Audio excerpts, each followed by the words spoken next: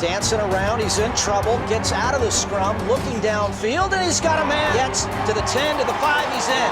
Touchdown, Marcis, yes. That is intercepted. It's fumbled, and Neely is going to walk into the end zone. It's the Coach's Corner with legendary head football coach from Mater Dei High School, Bruce Rollinson. Let's join our host, Kevin Turner, and Coach Rollinson for in-depth discussion, commentary, and all things Mater Dei football.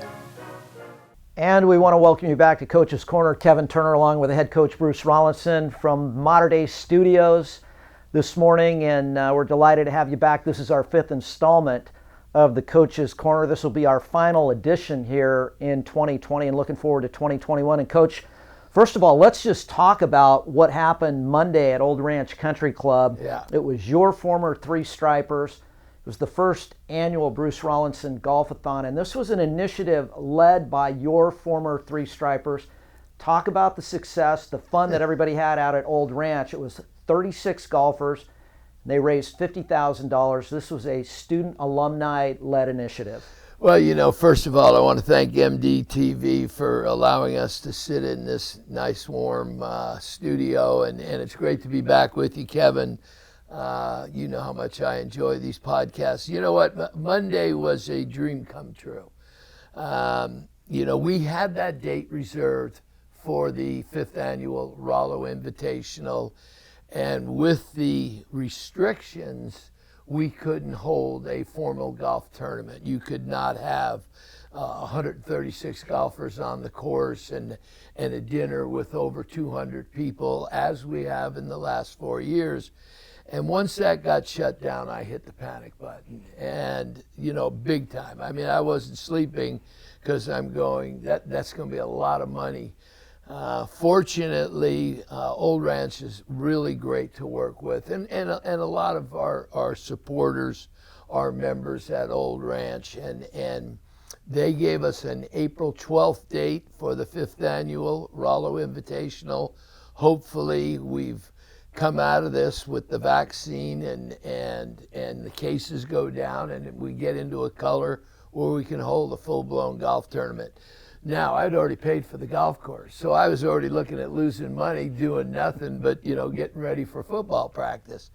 And some of the former players, and in particular Drew Littlefair and some of the other supporters, we came up with this idea of a golf-a-thon. And I'll tell you what, Drew Littlefair ran with it, and he was the chairman.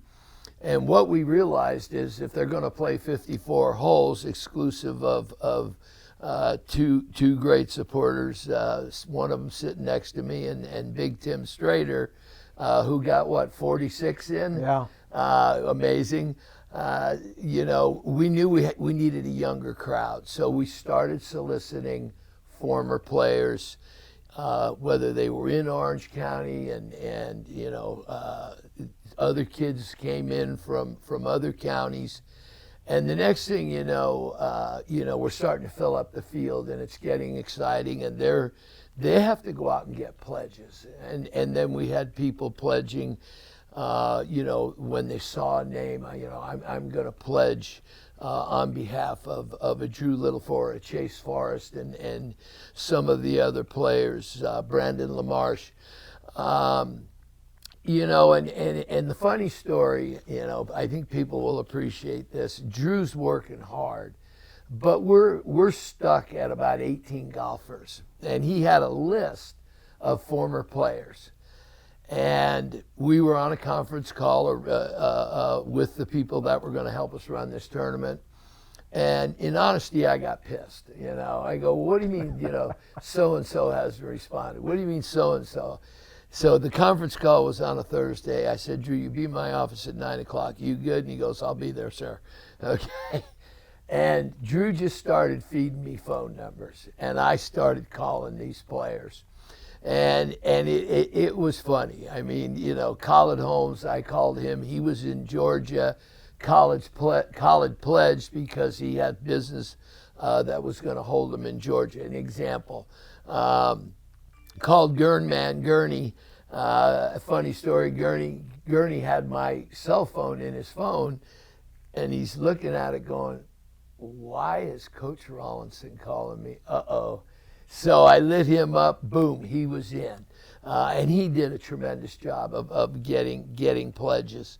So we just clicked down the list, and the next thing you know, I think we were at 28 by the end of that round of calls, and then we picked up a few guys like Robert Mojica.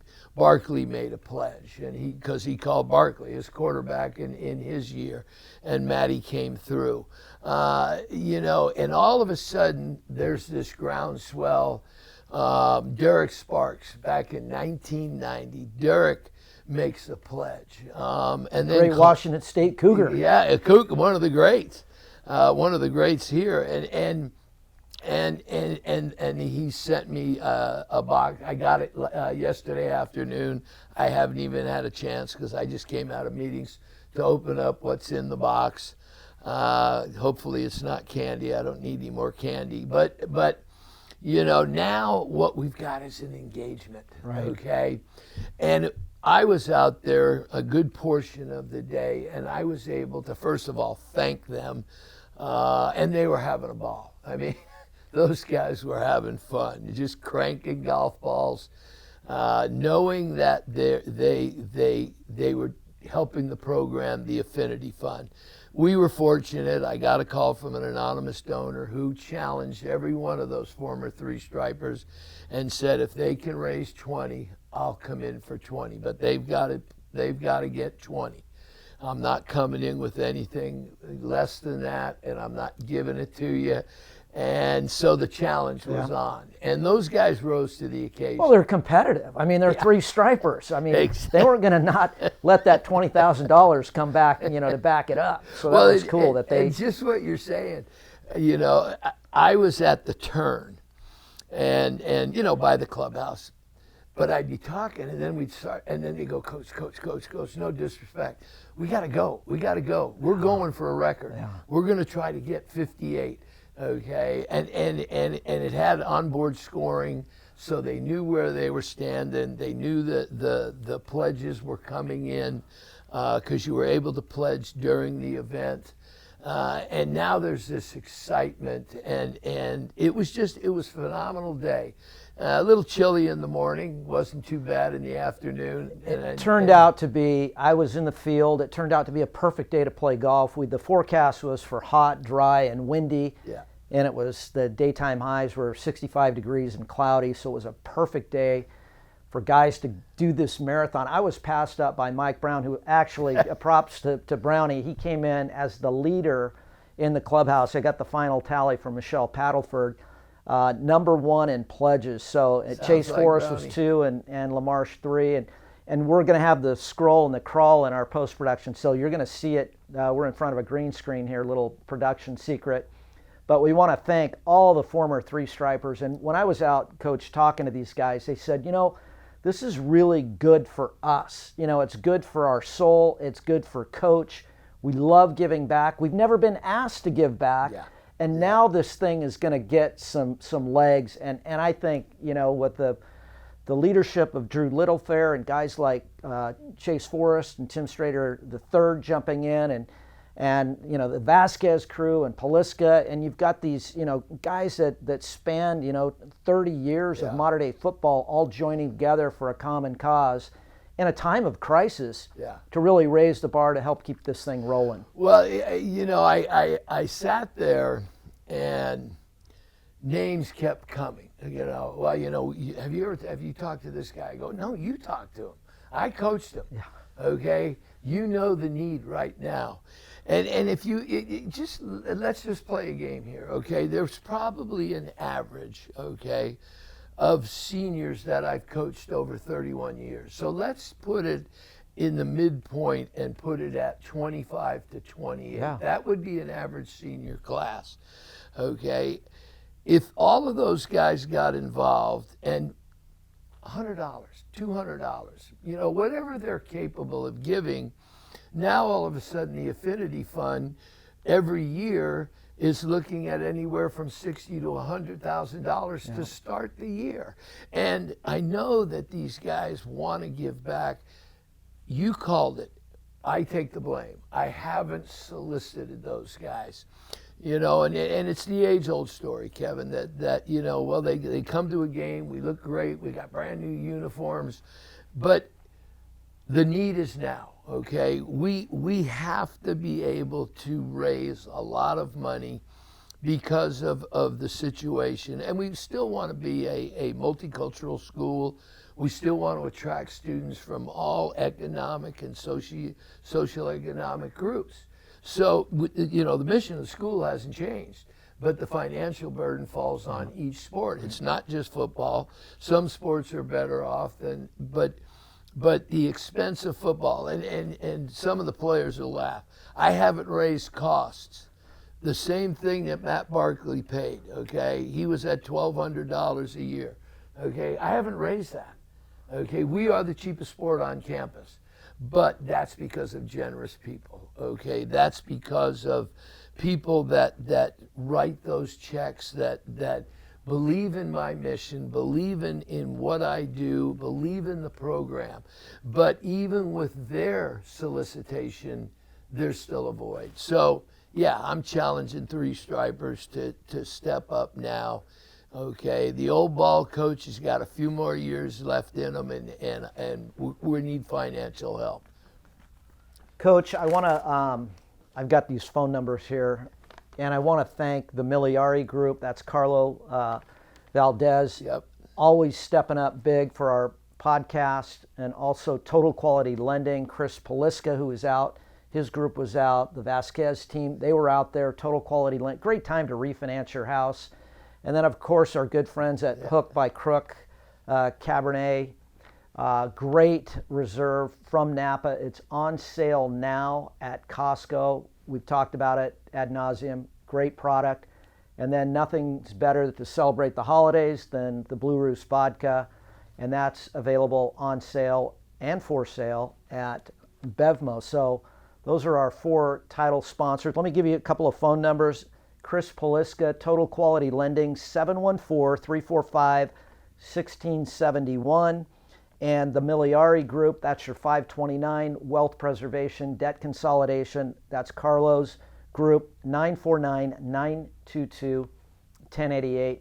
Can't thank our sponsors enough for helping launch Coach's Corner. It's been very well received. We're getting a couple thousand views per showing, which is, you know, exceeding our expectation. I think we've got 20,000 followers on our social media platforms, but that's just, it's phenomenal, and we really appreciate all of our sponsors. We couldn't do this without your help. So this is going to be the final installment of our 2020. We're going to roll this thing into 2021. Let's talk for a moment. This is a big week. We got SC, UCLA, and I want to talk about, we're going to get into Amon-Ra and what he did in a few moments, but take us back to the Bruce Rollinson, the John McKay era. I mean, I know you were with O.J. Simpson. What was that? That's when that rivalry was really starting to swell, and it wasn't like a friendly backyard neighborhood, let's get together and have a tailgate. There was some real hardcore animosity back in the day. Yeah, it wasn't so friendly back then. No, the inner city rivalry was at a tenfold modern day Servite game, and you know, you bring back great memories because you know you're a young player, and you sense the difference that week. You know, the intensity in preparation, in practice, and the intensity of the coaches, which, you know, I can relate to now when we're coming into the big games. And what the campus was entirely different. There were events during the day, in between classes. There were impromptu rallies at Tommy Trojan.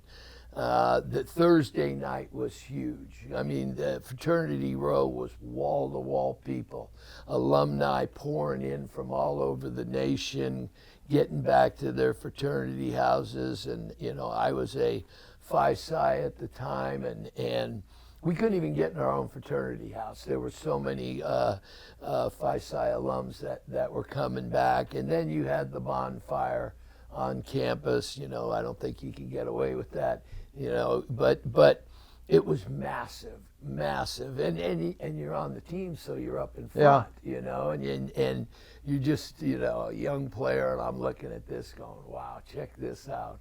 And it was unbelievable. And then we took off. We always had our practice, and then we boarded the buses, and we stayed up at I think it was a Marriott up on Wilshire, but it was different that time. You know, the bus was quiet. Well, both teams played. Their home field was the Los Angeles Memorial Coliseum.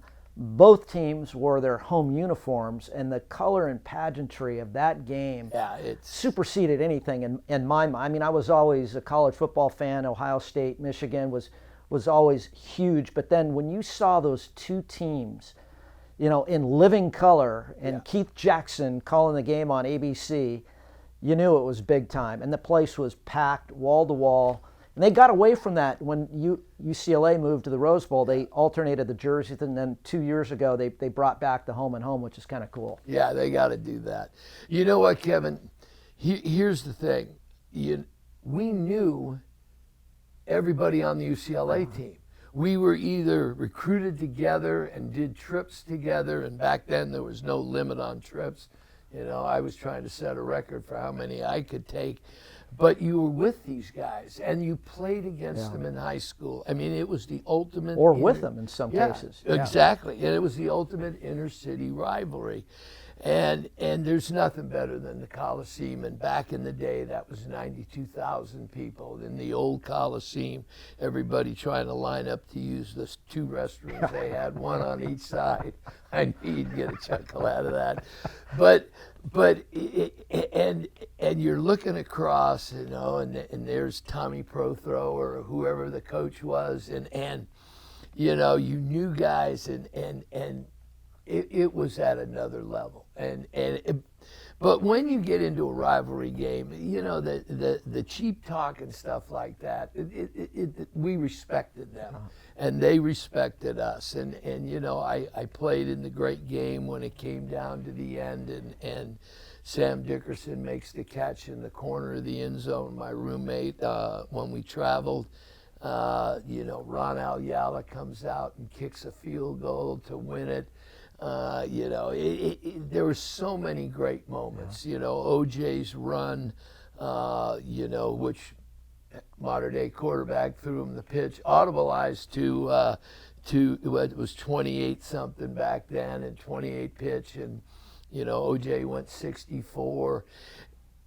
The last thing is, I get year after year, the 4 years I played, the winner was going to the Rose Bowl. Yeah. So not only did you have the inner city rival, you know, living with the alumni for a year, you know, that you won the game, and all of that what's brought with that, but you got the Rose Bowl on the line. And I'll tell you what, you know, we were fortunate. I never lost to them, and you know, putting a rose in your mouth as you left the Coliseum that night, all dirty and sweaty, felt pretty good, you know, and your parents were with you, and my dad saying, you know, this is my dream, son. I'm going to the Rose Bowl. Yeah, so am I, Dad. Going to Lowry's, too, and Disneyland, and doing all the fun stuff that goes along with the granddaddy of them all. Speaking of which, that game is going to be played in the Rose Bowl this year, and it's going to be empty. Yeah, that's... You watched the game. You alluded to Amon-Ra's unbelievable performance, you know, and I was so proud of him. 4 touchdowns in the first quarter. But it just... Was your phone blowing up when that was... Yeah, I mean, well, you got two things. Yeah. I got all my Trojan guys that are blowing it up because we're on a thread that way. And then I've got the Monarch contingency, you know, texting me. But my point... How weird was it that the Coliseum was empty? Yeah. You know, it's just, you know, no matter what. But what's cool in my mind, as you know, you go play Servite or Bosco, you'll line up in the parking lot. Yeah. It doesn't matter. Yeah. The intensity was. I didn't see a fall off in the intensity. Yep. and those guys just want to go out and ball. Yeah. And it was really great to see Amon-Ra do his thing, and I know that obviously Clay's been under fire for a couple of years now, but it seems like maybe some of that might be settling down with a good recruiting class that he had last year. Yeah. Graham Harrell's offense has taken fold. Orlando's defense is sort of coming together, and good, bad, or indifferent.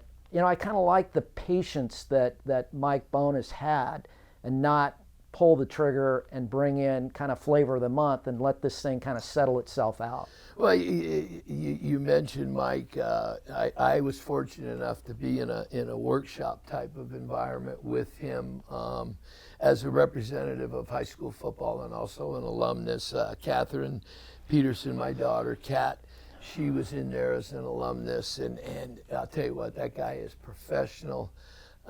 He listens, and he's starting to bleed Trojan. Yeah. And I think he's the right guy at the right time for the university. And when you look at, you're right. It doesn't matter whether the Rose Bowl is going to be empty. I don't know what they're going to do about the Army-Navy game. They bringing in the troops, bringing in the cadets, excuse me. But there's another rivalry this weekend that is going to be tremendous, and I guarantee you called it. Doesn't matter who's right. You could have one guy sitting in the stands. It's football, baby. So let's talk about on the other side in Westwood. Chip Kelly's got the ship righted at the expense of my Sun Devils.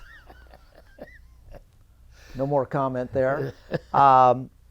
They've just signed a deal. They had this debacle with Under Armour, and there was conversation. My son was at UCLA when that deal got cut. There were guys I know on the track team that just said they've been in Adidas house for 17 years. Adidas, along with Nike, one of the premier brands for track and field. Not that moves the needle because it's an Olympic sport, non-revenue. But there were guys that transferred and left UCLA, and that was part and parcel to that contract getting signed.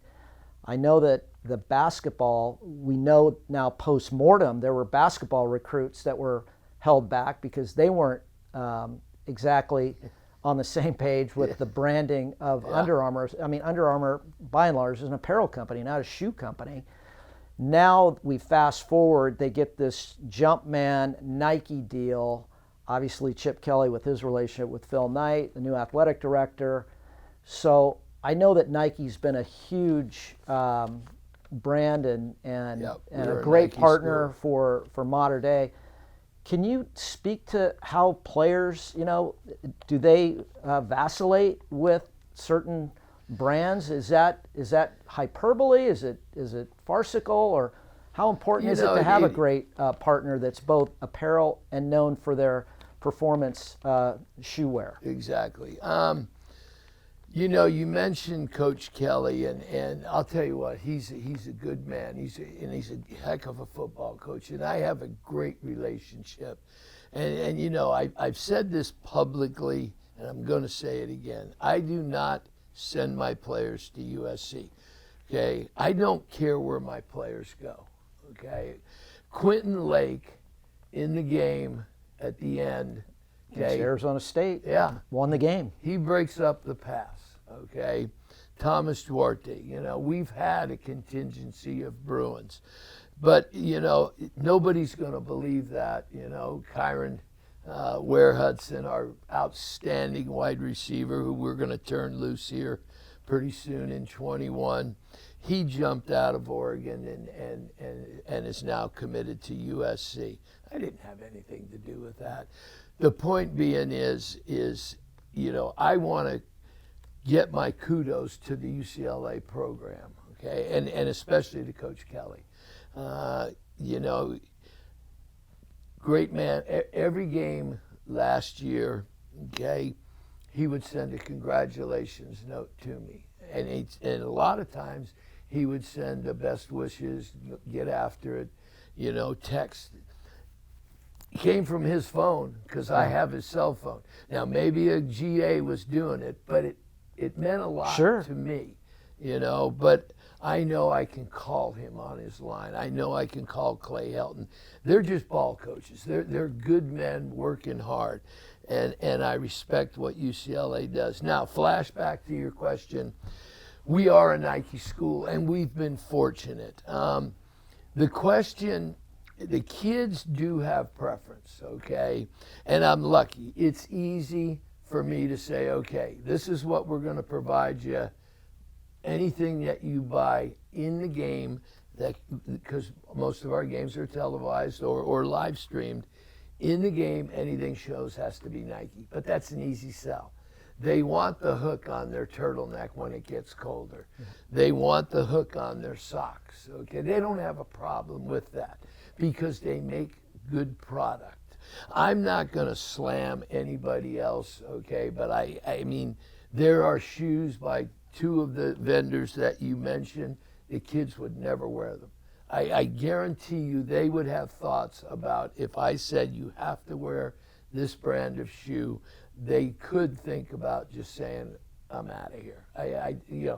Because the fit is not right. So when I know a lot of the modern day guys, they're artists, and your training staff does a great job in spatting everybody up, and that's always been a hallmark for a lot of your skill guys, is having that black shoe, spatted, and so there's no logo on that. So how does Nike? I mean, do you start decaling it, or that's no? That's you know okay what, to Kevin? do that? I'll tell you a funny story. When we played Bishop Gorman 3 years ago, I think it was, the years all blend together. Nike designed a uniform for that game, and I know we're pitching the need for money, but yes, we do get uniforms, okay, and we do look good, but that doesn't pay the bills. So they did a feature uniform for both Gorman because it was going to be on ESPN, and it was going national. We had an early kickoff, which was lovely in the desert. If you remember the game, we kicked it off at 6 o'clock to make it a primetime game. Is it on like the a East buck Coast. 05 at kickoff or something like that? No, it was 6 o'clock, so an 8 o'clock kick on the East Coast. But no, the temperature, 100. Oh. Yeah. It's a dry heat, right?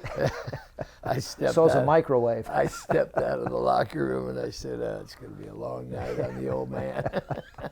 But and I wore shorts for the first time, which shocked everybody. I'm going, what do people care what I wear for? But anyway,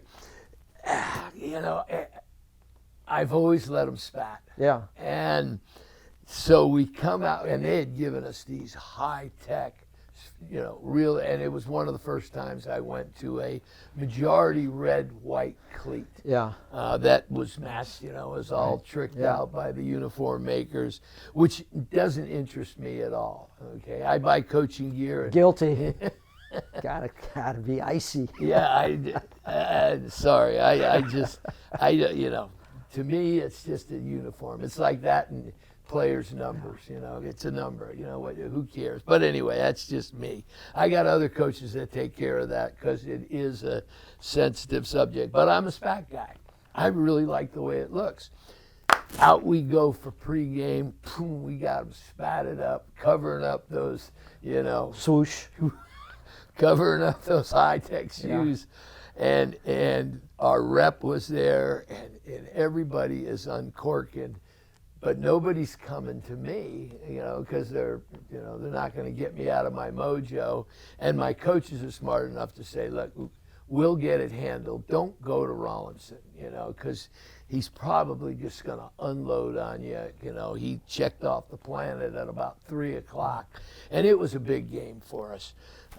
And so, Is that Tate Martell? Was he? No, was Tate he done? wasn't there.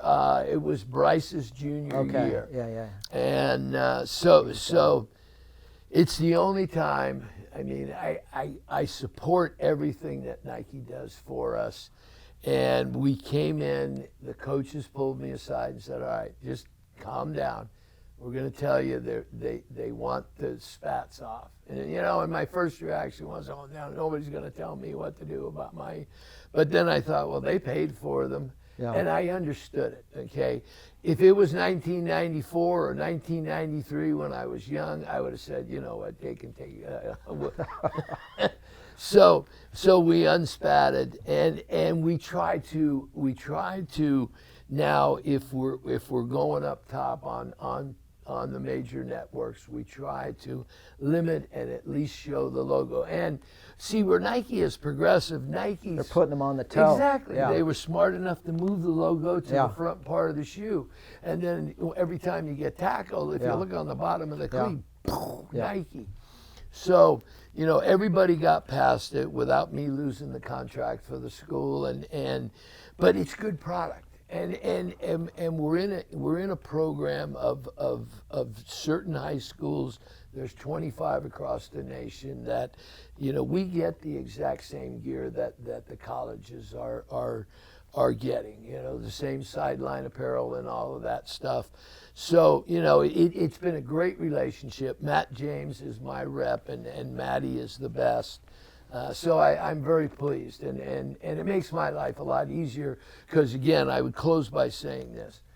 Most of the kids are going to wear the product. So if I don't supply it, they've already got it. Yeah. Give us just a real quick update. We're in a stay-at-home shutdown, obviously. Gavin Newsom, this started, today is Wednesday, it started Monday. There's a 3-week stay-at-home. There's students on campus here, social distancing. Where do we stand with the season in 2021? Orange County notified Mater Dei when the new order hit. They said, since you're open, you can stay open. Once they said that means we can stay with all of our normal guidelines, okay, regarding practice, regarding the weight training, regarding conditioning, and all of those things. We're gonna go. We have been told that there could be an announcement as early as they said after January 1st, you'll get new guidelines. You and I know the 1st is on a Friday. They'll probably release it on the 4th if they do. Coach Rob Wygod, the CIF commissioner, a good friend of mine, and I respect him tremendously. And I want to say it on the podcast. The CIF is not blocking us from playing. Okay, the CIF and Rob Wygod want us on the courts and on the fields. It's coming from the state and the governor. Okay, and they are under those restrictions, and obviously the health departments. The CIF has submitted very strict guidelines, and they're waiting for the state to release those guidelines, which will allow us to play. Hope being, number one, they're released on the 4th, and we get back to playing. Okay, the CIF has to make an announcement on January 19th about the status and any adjustments to the competition calendar would be released then. So we're kind of holding our breath, but there's also a lot of back movement going on that I don't feel comfortable talking about. But we're going to be on the field, Kev. I can promise you that, and you and I will be doing highlights in a podcast very soon, hopefully by mid to late January, and talking about the players of the week and talking real football. And the fact that people are watching this, it honors me and it humbles me. The fact, because we're talking about a great dialogue, but we haven't got to the nitty gritty. I got a great senior class that I'm excited to turn loose. I got a great football team. I told the kids last night after practice, I said, you know what frustrates me? I go, and then they go, oh, a player dropping a pass, the defense not being aligned correctly. I go, no, what frustrates me, okay, is that we have no direction yet, okay? What frustrates me is that we're in a situation where we're chomping at the bit and we don't know when we're going to get turned loose. But the ultimate frustration that I have, but it also helps me, I got a race car and I can't go racing. I mean, I got a race car, when I turn this team loose, people are going to go, whoa, look at these guys. Well, just a little bit more track time, garage time, exactly. Carburation day. Just fine tune that race car. What's amazing to me is it seems as though, nobody knew that this virus even existed this time a year ago. I mean, it wasn't part of the mainstream media. There were suggestions that it was out there, but here we are, Operation Warp Speed, and Moderna, Pfizer, and Johnson & Johnson are at a 95% efficacy, so they're scaling up. We know it's always darkest before the dawn, but this vaccine's coming, and it appears imminent that we're going to be playing football in 2021. I wholeheartedly agree with you, and what I've seen is even in these young kids, they wear their masks. They separate. Yeah, once in a while you got to give them a reminder. Hey, and they go, sorry, coach. They're good about it, and I think the general public is starting to say, okay, we got to do our part. So but with the vaccine, which I'll line up and be first. Anybody gives me a 95% chance, I'm making that bet. Kev, I can tell the podcast, yeah, there are plans intact. We'll be playing. Very good. So we're wrapping up. It's the holiday season. We just came out of Thanksgiving, going into Christmas. You've always said you provide the effort, God provides the outcome. I think we're going to have a positive outcome. But what are you thankful for as we head into the new year and we round out 2020? I know there's been a lot of disruption, but take us back. What's the message to your kids, and what are you thankful for? Well, personally, obviously my family. I've gotten tremendous support because there's been pressure, there's been downtimes, and my wife Lori has guided me through this as good as anybody's had to do with Bruce Rollinson, and then the other things are the 5 grandkids. They don't know about COVID. They don't care whether we won or lost. They don't care about I had a bad day or a good day. They're just fired up. They just unconditionally love you. I'm thankful for our administration. They are in our corner. They are doing everything possible to get us on the fields and courts, and they're supporting everything.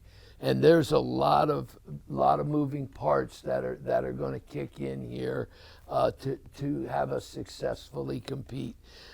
We've had great leadership. My principal, Francis Clare, our president, Father Salat, interim president, they've been supportive, and they support the kids. Jerry Campo's been just stellar. To pull off what we've pulled off the last 4 months with our hybrid schedule is second to none. And she's got a little seat in sainthood because, it's an astronomical task. And I'm thankful for, we started with the golf tournament. I'm thankful that some phone calls and my former players. These guys over our shoulder here that were flashing up behind us. My former players stepped up, I hadn't seen Cam Meredith, and I was close to his parents. But it's just, he's got his job. I'm grinding over here. But here comes Cam Meredith, one of the great Nebraska defensive linemen. He's a specimen, too. Yeah, and just a high school dominating player. But Cam just, Coach, I'm glad I could help you out. I'm thankful for stuff like that, and I'm thankful for the influence that I have, and I'm going to send a positive message. I love my players. I love my former players, and and I'm thankful for the people that support us. And I want to wish you all a Merry Christmas, and it will be a better New Year. Rolo says so. All right, the 3 stripers forever. For Bruce Rollinson, I'm Kevin Turner. We want to thank our sponsors, the Miliari Group, Total Quality Lending, Hook by Crook, Cabernet, the reserve out of Napa Valley. You can get it at Costco, and also Blue Roost Vodka at Bevmo. Again, for the coach, I'm Kevin Turner. So long, Merry Christmas, and Happy New Year. Go Monarchs! Rock and roll, baby.